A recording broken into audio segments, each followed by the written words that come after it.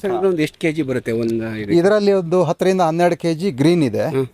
Minimum 10 kg ಅಂತಂದ್ರೆ 2 kg 2.25 kg dry ಒಂದು ಬಡ್ಡೆನಲ್ಲಿ. Sir Shivamogga ಅಲ್ಲೆಲ್ಲ ನಾವು ನೀಡಬೇಕು ಅಡಿಕೆ ತೋಟದವರೆಲ್ಲ ಅಂತ ನಾರ್ಮಲ್ ಟೆಂಪ್ರೇಚರ್ ಎಷ್ಟು ಮೇಂಟೈನ್ ಮಾಡಬೇಕು ಅದ್ರ ಬಗ್ಗೆ ಎಲ್ಲ? ಇದಕ್ಕೆ ಸ್ವಲ್ಪ ತಂಪಾದ ವಾತಾವರಣ ಸೃಷ್ಟಿ ಆಗಬೇಕು.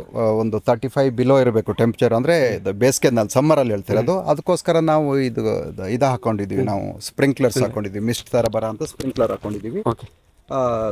ಹನಿ ತುಂತುರು ನೀರು ಬರೋ ಥರದ್ದು ಮಿಸ್ಟ್ ಥರ ಬರೋ ಅಂಥದ್ದು ಹಾಕೊಂಡಿರೋದು. ಆ ಥರ ಹೈ ಟೆಂಪ್ರೇಚರ್ ಆದಾಗ ನಾವು ಸ್ಟಾರ್ಟ್ ಮಾಡ್ತೀವಿ. ಒಂದು ಅರ್ಧ ಗಂಟೆ ಸ್ಟಾರ್ಟ್ ಮಾಡಿದಾಗ ವಾತಾವರಣ ತಂಪಾಗುತ್ತೆ. ಮತ್ತು ಶೆಲ್ಫ್ ಶೇಡ್ ಮೊದಲು 1 ವರ್ಷ ಕಷ್ಟ ಆಗುತ್ತೆ. ಈಗ ನೋಡ್ಬೋದು, ಈಗ ಟೆನಲ್ ಥರ ಆಗಿದೆ. ಈಗ ಈ ಕಂಪ್ಲೀಟ್ ಈಗ ಶೆಲ್ಫ್ ಶೇಡ್ ಆಗುತ್ತೆ ಇದಕ್ಕೆ.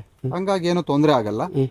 ಈಗ ಅದನ್ನು ನಾವು ಬರೀ ಮಲೆನಾಡಲ್ಲೇ ಬೆಳಿಬೇಕು ಅಂತ ಮೊದಲು ಅನ್ಕೊಂಡಿದ್ವಿ. ಈಗ ಪ್ರೂವ್ ಆಗಿದೆ, ಅರಸೀಕೆರೆ ಇಲ್ಲೆಲ್ಲೋ ಚಿತ್ರದುರ್ಗ ಇಲ್ಲೆಲ್ಲ ಬೆಳೀತಾ ಇದ್ದಾರೆ. ಅದಕ್ಕೆ ಅನುಕೂಲಕರವಾದ ವಾತಾವರಣ ಮಾಡಿಬಿಟ್ರೆ ಬೆಳಿಬೋದು. ಮತ್ತೆ ಹೆಚ್ಚು ನೀರು ಬೇಕು. ಅದರಲ್ಲಿ ಎರಡನೇ ಮಾತೆ, ತುಂಬಾ ನೀರು ಬೇಕಾಗುತ್ತೆ. ನಾವು ಕಾಫಿ ಕಂಪೇರ್ ಮಾಡ್ತೀವಿ ಅಂದ್ರೆ ಕಾಫಿದು 10 times ಇದಕ್ಕೆ ವಾಟರ್ ಬೇಕಾಗುತ್ತೆ. 10 times ಡ್ರಿಪ್ ಇರಿಗೇಷನ್ ಮುಖಾಂತರ ಕೊಡ್ತೀರಾ? ಯಾವ್ದ್ರಲ್ಲಿ ಕೊಟ್ಟರು ಅಷ್ಟು ನೀರು ಬೇಕಾಗುತ್ತೆ. ಡ್ರಿಪ್ ಅಲ್ಲೂ ಕೊಡ್ಬೋದು. ಬಟ್ ನಾವೇನ್ ಮಾಡಿದ್ವಿ, ವಾತಾವರಣ ಹೈ ಟೆಂಪ್ರೇಚರ್ ಆಗುತ್ತೆ ಅಂತೇಳಿ ನಾವೇನ್ ಮಾಡಿದ್ದೀವಿ, ಟೆಂಪ್ರೇಚರ್ ಡೌನ್ ಮಾಡೋಕ್ಕೋಸ್ಕರ ಸ್ಪ್ರಿಂಕ್ಲರ್ ಹಾಕೊಂಡಿದ್ದೀವಿ.